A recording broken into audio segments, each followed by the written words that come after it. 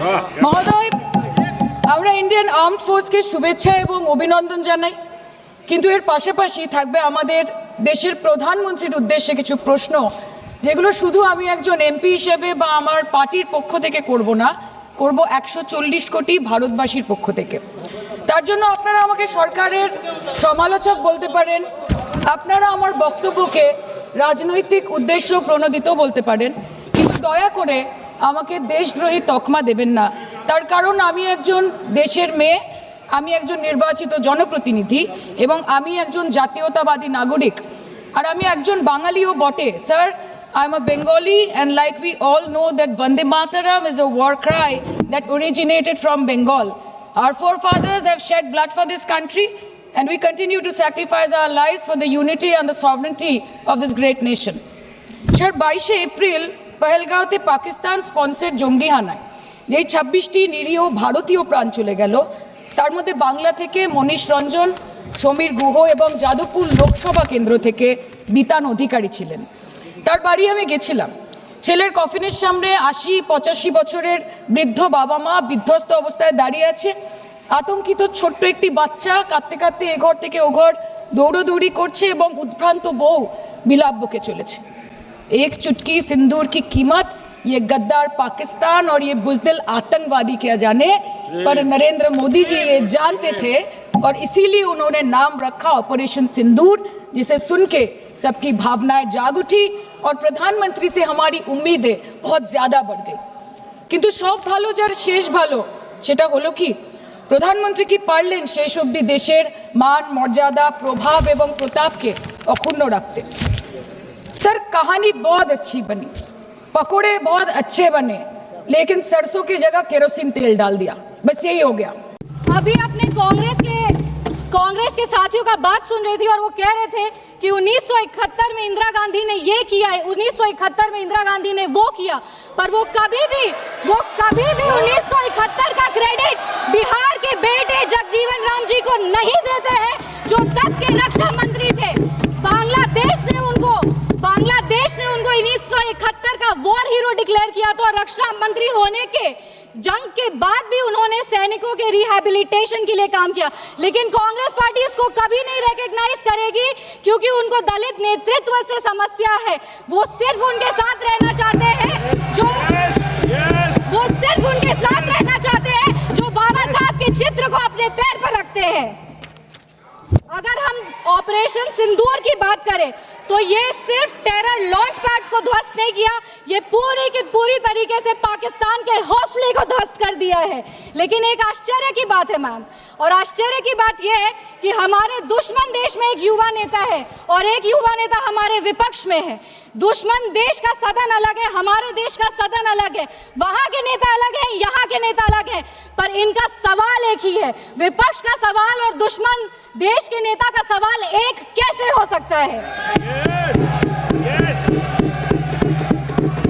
मैं विपक्ष के साथियों को चुनौती देती हूँ कि अपनी राजनीति से ऊपर उठ करके कभी राष्ट्रहित की सोचनी चाहिए। अगर सरहद पर सेना लड़ रही होती है तो उनसे सवाल नहीं पूछे जाते, उनको सलामी दी जाती है। अगर विपक्ष की बात सुबह से सुने जा रहे हैं और उनकी बात को ध्यान से सुने तो वो बार बार कह रहे हैं कि सरकार ने सरेंडर कर दिया, सरकार ने सरेंडर कर दिया। सरेंडर से इनका विशेष लगाव इसीलिए भी है क्योंकि इतिहास गवाह है इन्होंने कितने बार विश्व के सामने भारत का सर झुका दिया है। 1962 में 14,500 वर्ग मील जमीन पर कब्जा कर लिया था। अमेरिका के तब के राष्ट्रपति ने कहा था कि भारत हमसे भीख मांगते हुए आया था।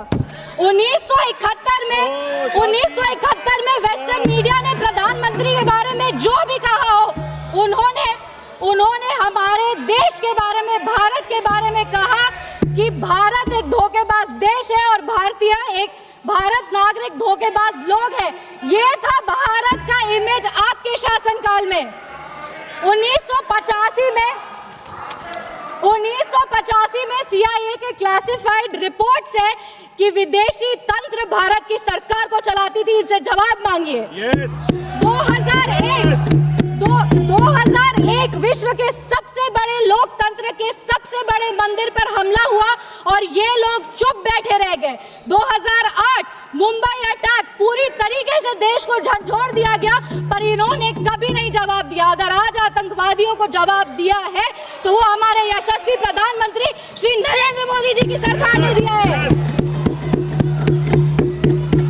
पर इनके राष्ट्रीय अध्यक्ष, कांग्रेस पार्टी के राष्ट्रीय अध्यक्ष कहते हैं कि ऑपरेशन सिंदूर एक छोटा मोटा ऑपरेशन था। ये इनकी विचारधारा का समस्या है।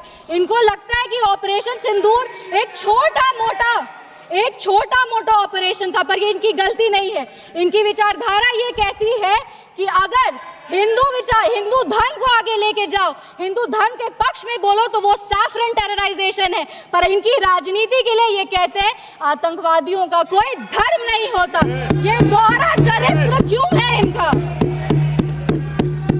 आतंकवादियों ने हमारे नागरिकों को धर्म पूछकर मार दिया। हम उनको कहना चाहते हैं कि जिस सनातन को मुगल की तलवार नहीं खत्म कर पाई, जिस सनातन को अंग्रेज की तोप नहीं खत्म कर पाई, उस सनातन को इनकी छोटी मोटी राजनीति क्या खत्म करेगी? आतंकवादियों ने जब हमारे भाई लोग को मारा तो उनको मारने के पहले बोला कलमा पढ़ के सुनाओ। उन नागरिक की बहन होने के नाते, इस देश की बेटी होने के नाते हम उनको महाभारत सुनाना चाहते हैं। महाभारत सत्य और धर्म की लड़ाई जरूर है, लेकिन महाभारत द्रौपदी के प्रतिशोध का भी प्रतीक है। द्रौपदी का बदला महाभारत है और हमारी संस्कृति में है। अगर नारी सम्मान में त्रुटि होगी तो फिर से महाभारत रचा जाएगा। और महाभारत में लिखा है धर्मो रक्षति रक्षता। जो धर्म की रक्षा करते हैं, धर्म भी उन्हीं की रक्षा करता है। विशेष रूप से हम धन्यवाद देंगे हमारे यशस्वी प्रधानमंत्री श्री नरेंद्र मोदी जी का, जिन्होंने ऑपरेशन सिंदूर का नाम ऑपरेशन सिंदूर रखकर पूरी दुनिया को बता दिया है कि एक चुटकी सिंदूर की कीमत क्या होती है। और जिसने हमारी महिलाओं के, इस देश की बेटियों के, हमारी बहनों के सिंदूर को उजागर किया, उसको हमारी सरकार ने, हमारी सेना ने मिट्टी में मिला दिया है। अपने वाणी को विराम देने के पहले बस एक पंक्ति पढ़ेंगे। अगर उसूल पर आए तो टकराना जरूरी है, अगर जिंदा हो तो जिंदा नजर आना जरूरी है। भारत एक जिंदा देश है, उसकी रगों में अखंडता का और एकता का खून दौड़ा है। और जब जब भारत की अखंडता पे और एकता पर प्रहार होगा, भारत एकजुट होकर के मुंह तोड़ जवाब देगा। जय हिंद, जय बिहार।